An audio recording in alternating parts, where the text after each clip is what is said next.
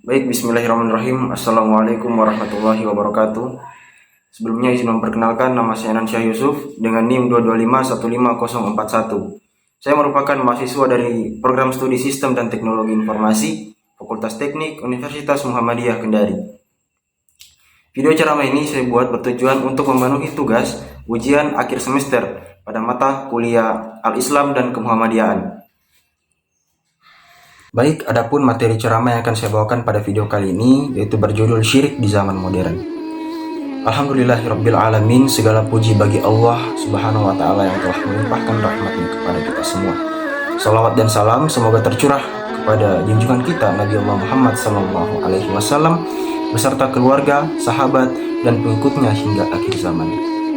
Hadirin yang dirahmati oleh Allah, izinkan saya mengingatkan bahwa tauhid adalah pondasi keimanan utama dalam Islam, sebagaimana firman Allah di dalam Quran surah An-Nisa ayat 48. Sesungguhnya Allah tidak mengampuni dosa mempersekutukan syirik kepadanya, dan Dia mengampuni dosa selain itu bagi siapa yang dikehendakinya. Di era modern ini, syirik datang dalam bentuk terselubung yang mengancam akidah kita sebagai umat, sehingga wajib bagi kita untuk waspada dan membersihkan hati dari segala bentuknya. Hadirin rahimakumullah, mari kita renungkan bersama bagaimana syirik di zaman modern ini merusak kehidupan, bentuk-bentuknya yang licik, serta cara menanggulanginya agar kita selamat di dunia dan di akhirat.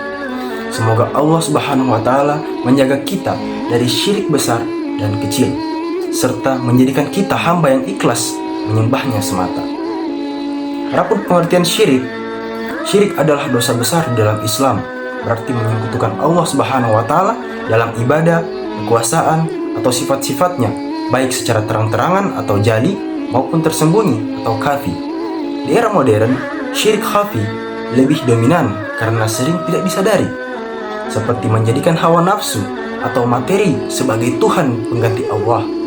Al-Quran menyebut syirik sebagai dosa yang tidak diampuni jika pelakunya mati tanpa taubat di dalam Quran surah An-Nisa ayat 48. Adapun bentuk-bentuk syirik, teman-teman, syirik modern muncul dalam berbagai aspek kehidupan sehari-hari.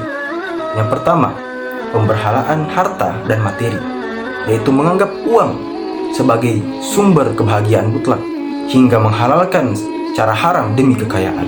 Yang kedua, ketergantungan pada jabatan atau kekuasaan, memuja posisi sosial atau politik, rela korupsi demi mempertahankannya. Selanjutnya, yang ketiga, yaitu riya dan sum'ah, beribadah untuk pamer di media sosial agar dipuji orang, bukan ikhlas karena Allah. Yang keempat, percaya dukun atau ramalan, meminta petunjuk pada paranormal atau astrologi, dan mengabaikan qadarullah. Yang kelima, menyembah syahwat atau penyembah syahwat, yaitu memprioritaskan gaya hidup hedonis, pornografi atau hubungan duniawi di atas syariat. Adapun kita beralih pada cara menanggulangi syirik. Menanggulangi syirik memerlukan pengetahuan tauhid secara berkelanjutan. Yang pertama, memperdalam ilmu tauhid melalui Al-Quran, hadis, dan kajian agama untuk paham rububiyah, uluhiyah, dan asma wa sifat Allah. Yang kedua, berzikir dan istighfar banyak untuk menjaga hati dari keraguan serta menanamkan ikhlas dalam beramal. Yang ketiga, dakwah dan sosialisasi.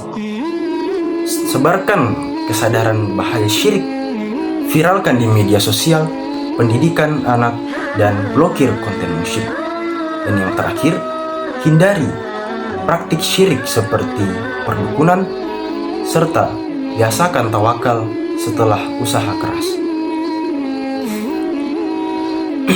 Adapun kesimpulan dari apa yang setelah saya sampaikan ini, yaitu syirik bagi kehidupan kita semua.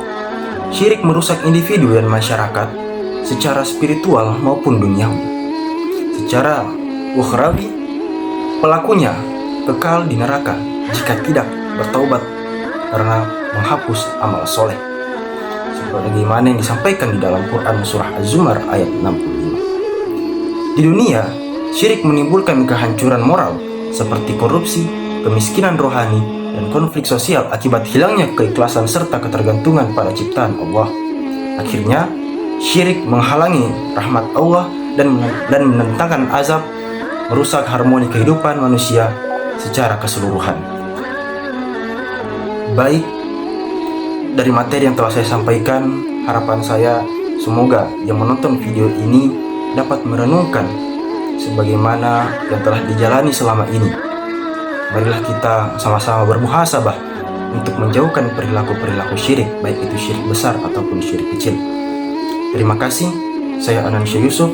Wassalamualaikum warahmatullahi wabarakatuh.